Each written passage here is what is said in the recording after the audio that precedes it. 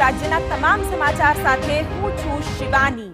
રાજ્યમાં હવે ચોમાસા આડે હાથ વેંતનું અંતર બાકી છે, ત્યારે વિધિવત ચોમાસાના પ્રારંભ પહેલા જ વરસાદી માહોલ જામ્યો છે અને વરસાદી ઝાપટા પણ કેટલાક વિસ્તારોમાં વરસ્યા, જેના દ્રશ્યો પણ આપના ટીવી સ્ક્રીન પર।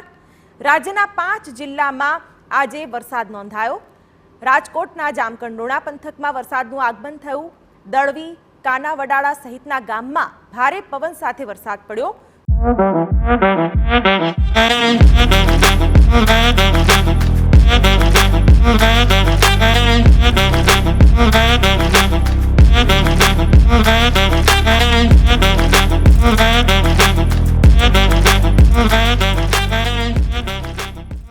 તો બીજી તરફ જામનગરના જામજોધપુરના ગામડામાં પણ વરસાદે મંડાણ કર્યું। અમરેલીના ધારીમાં બપોર બાદ વરસાદી ઝાપટું વરસ્યું।